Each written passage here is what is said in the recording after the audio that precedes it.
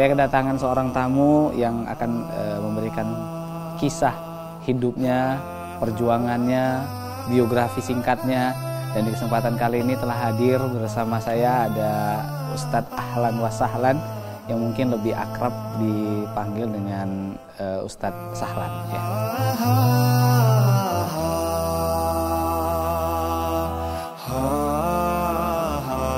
Gimana kabarnya Ustadz, sehat ya? Alhamdulillah sehat. Alhamdulillah. Ustadz sehat? Alhamdulillah sehat. Ya. Hari ini kita akan ngobrol-ngobrol berkaitan dengan bagaimana kisah hidup dan perjuangan Ustadz Sahlan yang di kesempatan kali ini udah hadir. Kalau boleh tahu usianya udah berapa Pak? Sekarang usia 51 tahun. Jadi sedikit informasi bahwasannya beliau ini adalah ketua yayasan dari Yayasan Markas El Iman. Markas El Iman dan juga ada rumah tahfiz apa? Ya, yang membawahi rumah tahfiz Al-Kafah. Rumah tahfiz Al-Kafah. Itu didirikan tahun 2019. Masih tergolong baru lah. Iya, yayasannya masih. Masya Allah. Dan sekarang udah itu khusus akhwat. Iya, sementara ini kita sedang menggarap khusus akhwat, baru berjalan 2 bulan. Insya Allah dalam tempo yang singkat itu kita sudah punya santri. Udah punya santri ya? Iya. Masya Allah. Santri udah berapa sekarang? Sekitar 12. Sekitar 12. Ini masih permulaan. Iya. Insya Allah nanti ada bagaimana kisahnya beliau untuk membangun pondok tahfiz tersebut ya. Tapi sebelum lebih jauh kita berbicara masalah pondok tahfiz, kita mau tahu dulu bagaimana biografi singkat dari Ustadz Sahlan ini ya. Masya Allah. Memang asli dari Kisaran? Dari Kisaran. Kisaran, memang lahir di Kisaran? Lahir di Kisaran, orang tua merantau dari Sibolga pada tahun 1970 mungkin. Jadi saya lahir tahun 1972. 72, oh jadi apa Sibolga? Berarti orang Mandeling? Iya, saya marganya Huta Galung. Huta Galung, Masya Allah. Batak ya? Batak ya, ini kalau pemirsa ada apa ya, yang satu marga, saudara nih berarti. Masya Allah. Oke, berarti memang lahir asli di sana dan mohon maafnya dulu, apakah orang tua itu seorang ustadz sehingga mendokterin putranya itu nanti besar kamu nak harus lanjutkan perjuangan bapak sebagai seorang ustadz atau bagaimana sih sebenarnya? Yang saya ingat, orang tua saya itu bukan seorang ustadz, tapi seorang pedagang. Pedagang, bahkan membaca Al-Quran pun, kata orang, berlepotan. Nggak fasih gitu. Tetapi dia bilang, jangan sampai kamu tak bisa membawaku ke surga. Jadi dia rajinlah panggil ustadz untuk mentahsin kita belajar Al-Quran gitu. Ya alhamdulillah apa yang diusahakannya berbuah. Artinya berbuah itu di masyarakat kita sampai dipercaya mengimami sholat. Itu waktu masih kecil? Masih remaja. Oh udah remaja. Masih ya dari SMP kita sudah inilah. SMP udah jadi imam sholat. Jadi kalau di kampung saya masih SMP itu masih di belakang gitu. Jadi dari SMP walaupun mungkin imam-imam tarawih gitu kan. Udah inilah. Udah dipercaya gitu. Masya Allah. Padahal dulu backgroundnya nggak pesantren ya? Enggak ya? Enggak pesantren, kemudian nggak pernah belajar bahasa Arab seperti anak di pesantren. Ya berjalan begitu saja lah. Akhirnya didikan orang tua itu membuat kita memang lebih cenderung kepada agama jadinya. Oh artinya memang orang tua itu walaupun backgroundnya bukan dari seorang yang santri ataupun tapi tetap anaknya itu ya didokterin supaya ini nak kau jadi harus membawa ayah kelak ke surga. Subhanallah luar biasa ya. Gitu. Nah, ini nih penting juga nih untuk para orang tua nih Pak Ustadz ya, karena walaupun kita ini katakanlah mohon maaf orang yang nggak berpendidikan agama ya mungkin agamanya cuma dasar, Tapi kalau bisa anak kita itu kita jadikan seorang yang bisa membawa kita ke surga. Ya, gitu Luar biasa. Ya. Oke, kita lanjut lagi. Jadi hanya belajar agama yaitu tahsin Al-Quran itu hanya lewat istilahnya apa ya, kayak les, kayak privat. Hanya itu aja saja? Iya, kayak privat. Dan menghafal Al-Qurannya pun ya otodidak. Otodidak ya? Otodidak. Kemudian bacaan kita itu kita perdengarkan kepada para juara-juara MTQ itu. Yang mana yang kurang cocok mereka perbaiki. Begitulah caranya. Masya Allah. Berarti sering ikut musabakoh? Dulu. Sekarang udah pensiun lah.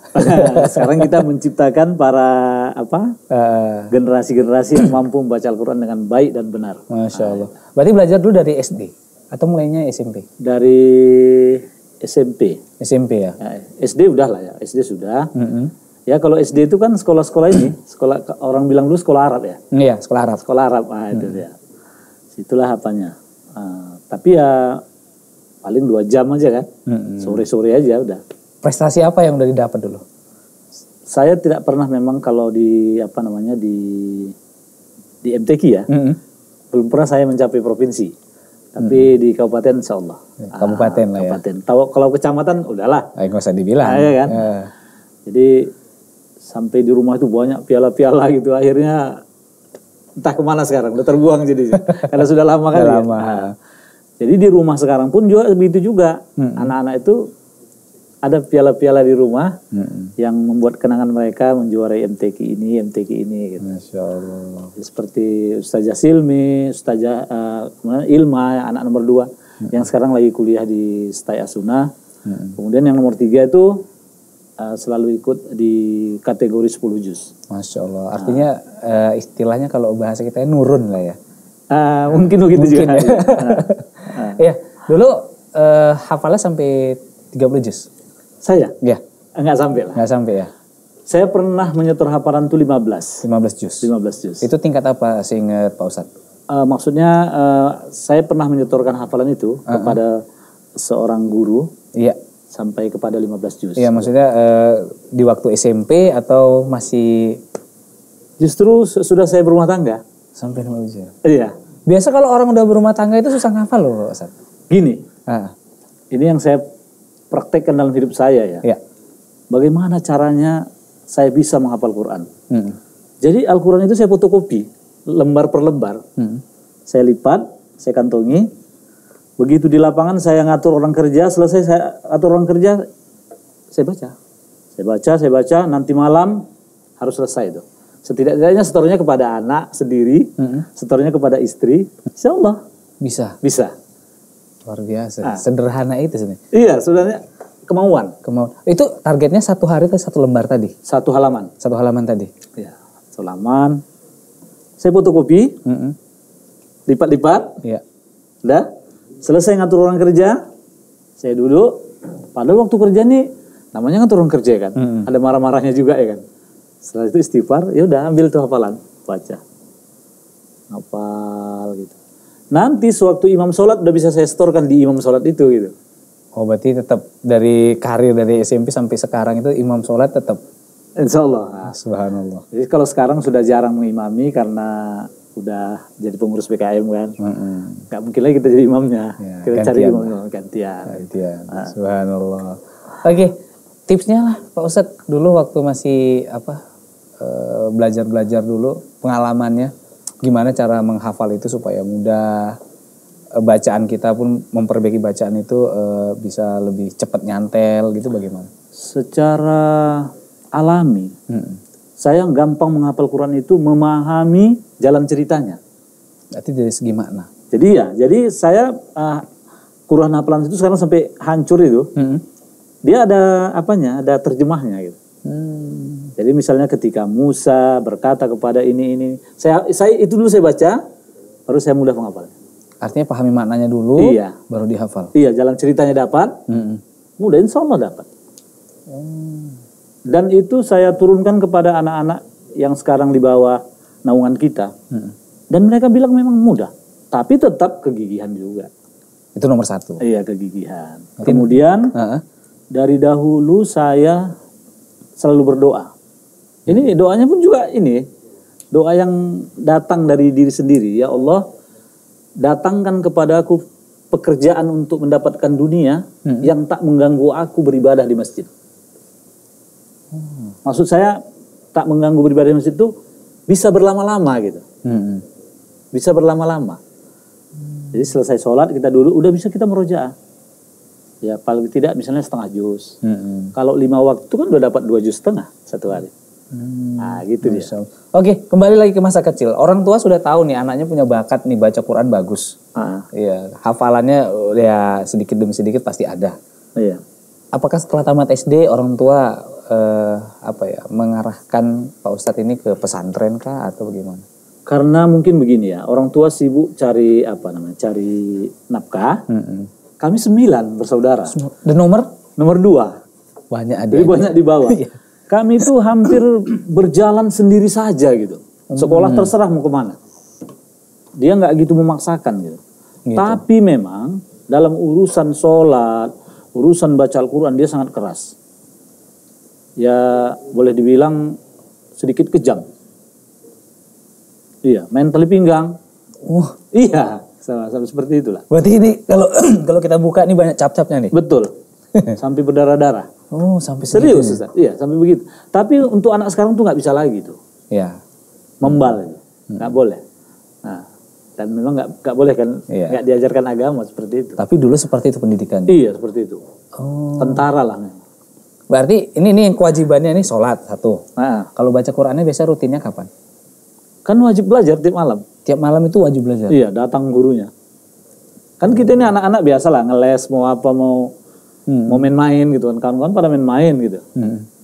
Ya kita tak bisa. Berani tali pinggang nih? Iya, tali pinggang. Dikejar, ditendang terus. Masya Allah. Dan kalau adik-adik kita, ya itu mereka kalau MTQ udah sampai ke provinsi lah memang.